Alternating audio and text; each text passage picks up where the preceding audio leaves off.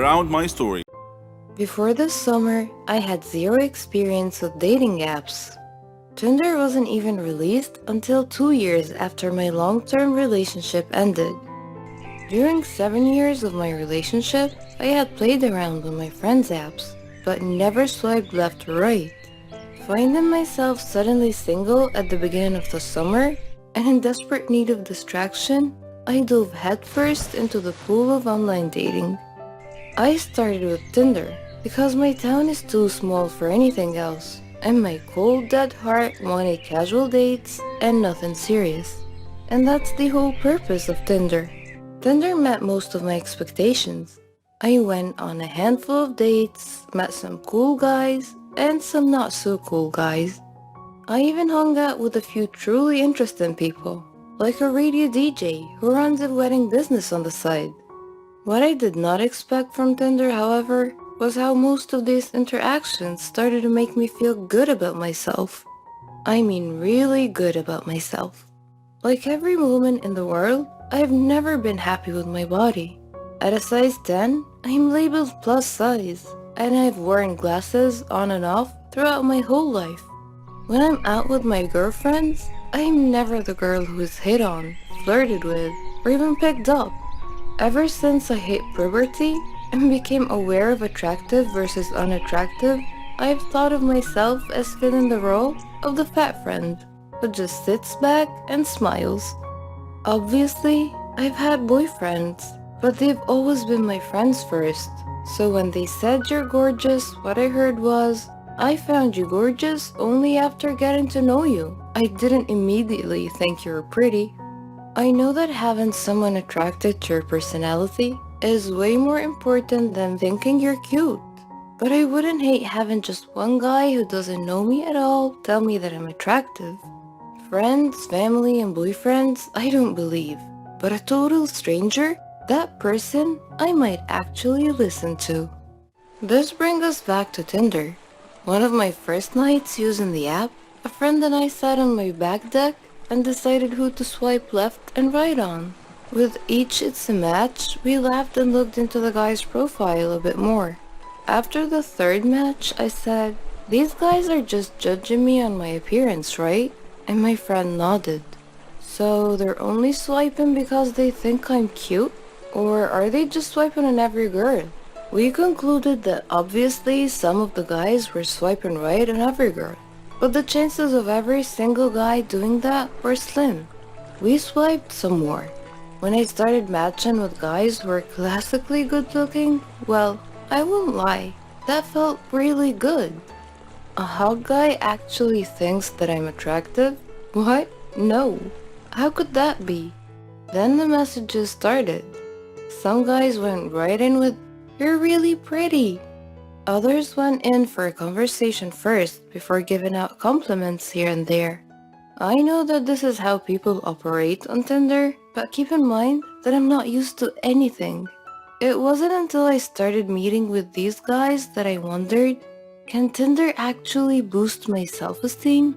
2 guys asked how someone as pretty as me was still single. I went on a date with one guy who told me in Spanish that I was beautiful. Another guy who I'd met up with a few times asked me, "Are you looking for something serious?" I laughed like a loon in response. It wasn't the question that surprised me. It was the fact that I was coming from an incredibly attractive, incredibly fit guy. Because yes, I'm being shallow and only swiping right on guys who I find physically attractive. When I was done laughing, I said something awkward like, "Oh, maybe? I mean, I'm not against it." My mind, however, was saying, "Are you serious? Have you seen yourself? Have you seen me?" I was in fact not attractive, but I simply knew how to dress well. I retreated into my unhealthy shell. Soon after that guy, I hung out with a sweet, nerdy medical student who was in town on a vacation. We got along well. The next day as we met up again, he seemed shocked that I was on a second date. He kept repeating, "You're just so beautiful. I never get to do things like this." I don't know how to respond to compliments, and the medical boy shook his head. He said, "Don't do that. Don't body shame yourself. You're so attractive. Have you seen yourself? You're gorgeous. Something about that guy made my typical self-hate thoughts start to lose hold. Again, I know that this is the type of stuff people say on Tinder, but let's be honest, why put in the extra effort? Unless it's true. Somewhere between the casual Tinder chats, the handful of dates, my mind circled a new thought. Am I attractive? I stared at myself in my full-length mirror. I tried to see what these guys saw. Guys who did not know me at all. Guys who are not being swayed by my personality. And guys who have no reason to compliment me because I'm not looking for another relationship anytime soon. Suddenly I started to see it. Where I used to see unsightly lumps and a stomach I sucked in before turning off the lights, now I see a healthy, curvy, and dare I say it, slender body. Friends, family, and boyfriends have always told me that I'm attractive, but it wasn't until these strangers started repeating it over and over that I actually started to hear it. So which is boosting my self-esteem? Tinder or just plain dating? Or are they working in with one another because without Tinder, I probably wouldn't be dating at all? Romantically, I tend not to put myself out there. I typically wouldn't approach a guy and try flirting with him, for fear of rejection of course. With Tinder, however, just matching with someone seems to lessen the fear of rejection. Whether you matched with them because they're genuinely interested, or you matched because they're saying yes to everyone, seeing that it's a match message eases a tiny bit of the tension that goes into dating. Whether it's thanks to Tinder or not, in the past few months I've discovered newfound confidence. When someone compliments me, I say thank you instead of responding with a self-hatred joke. When I meet a date for the first time, I work at being my usual chatty, sarcastic self rather than being shy and quiet. I have flirted with guys and even gave a random musician my number. For once in my life, I feel like I'm someone worth dating, rather than fearing my significant other might be too good for me. Did Tinder give me this confidence boost? Or am I just getting older and wiser? I don't know for sure. But what I do know is that I'm not going to stop online dating anytime soon. I am addicted to food. I suffer a lot. I need help. I've tried to give up, but I fail every time. Hamburgers. Who can give up eating hamburgers, especially with barbecue sauce? I didn't mind this kind of addiction, but I'm getting ahead of myself. Let me begin by introducing myself. I am Patricia, 15 years old, living with my parents and my brother. I lead a quiet life. No interests, no hobbies, except for eating, that is. Food is my faithful friend. It never leaves me. It is my partner, my soulmate. But having food as your soulmate has insidious side effects. A dark side, if you will. It denies me a healthy life, robs me of the energy to play, and causes me to sleep excessively. I would much rather stay at home with a bag of potato chips than go out and exercise.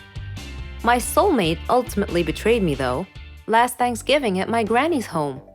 She lives in a state nearby. Granny was a clever doctor and an excellent cook at that. She could conjure up something really delicious. On that day, she had prepared barbecue turkey with nuts and other secret recipe ingredients. The taste was so great, as if it had descended from heaven itself. I felt like I was fighting a food war, and I had to win at all costs. I ate and ate and ate. I don't know why, but I just couldn't control myself. I attacked that turkey like it was the last on the planet. But every culinary war with a worthy adversary, such as the barbecued turkey, has its own unique type of casualties. Suddenly, I found myself unable to breathe. I fell to my knees and passed out. The turkey had won. I woke up later in the hospital, though, still clinging to an unfinished turkey leg. The doctor told me that I was gaining way too much weight. He said that I should be put on a diet. Diet? Man, how I hated that word. It hung over my head like the sword of Damocles. It meant depriving me of my passion, my reason for living. I considered eating vegetables in small amounts to be the worst form of cruel and unusual punishment, the worst form of torture imaginable. Imagine thinking of a wonderful, greasy, cheese-laden pizza with all the toppings and then suddenly opening your eyes to find a healthy green salad bowl. But I had reached a turning point in life. One day, my brother was playing on the street, while I was sitting at home gazing longingly at a tempting piece of cheesecake, just sitting there, taunting, daring me to eat it. I struggled mightily to resist the urge, but in the end I succumbed and wolfed it down like a starving animal. Shortly afterwards, I began feeling dizzy, but I was unable to call for help this time, and then I passed out again. I was taken to the hospital. While lying in the hospital bed, half conscious, I overheard the doctor say to someone, "She needs to stop eating or it will be the death of her." I thought to myself, whoa, death? So I made up my mind right then, right there. I resolved to fight a new war, a war against my appetite. On our way back home, I told my father that I wanted to see a nutritionist. He was delighted to hear that. Later, at the clinic, the doctor welcomed us in. She told me how to overcome my eating fetish. She gave me a strict diet regimen with a schedule full of healthy meals. I kept telling myself that winning this war was possible. I simply had to be patient and persevere. I stuck to the strict diet and did some physical workouts. My parents supported me wholeheartedly. I was enthusiastic. I can totally do this. A week passed quickly, and I eagerly visited the doctor to receive some good news. When the doctor weighed me and told me that my weight hadn't changed at all, I was crestfallen. She looked at me and asked me, how was this possible? I told her I didn't know, because I was following her diet thoroughly, though it did require a tremendous effort on my part. Another week passed, and again I went to the doctor. The results were the same. She said to me, "Patricia, are you sure you're following the diet I prescribed for you?" I said yes. She sat there wondering. Then she told me with a puzzled look on her face, "It's odd, but your weight is increasing, not decreasing." This unexpected piece of news mystified me. Another week passed. No change. The doctor was nonplussed. I returned home with a dejected look on my face. My father asked me what was wrong. And when I told him, he laughed. Do you believe that? My father actually laughed at my predicament. I was furious. He gestured an apology with his hand and then told me that it was my own fault. I was puzzled. What are you talking about? He told me that I had been sleepwalking to the refrigerator every night and eating everything in sight. I was taken aback. I couldn't believe it. "Stop acting like you didn't know it," he said. "You must have been awake." I replied, "No, Father, I'm not acting. I was truly unaware that I've been sleepwalking and eating in my sleep."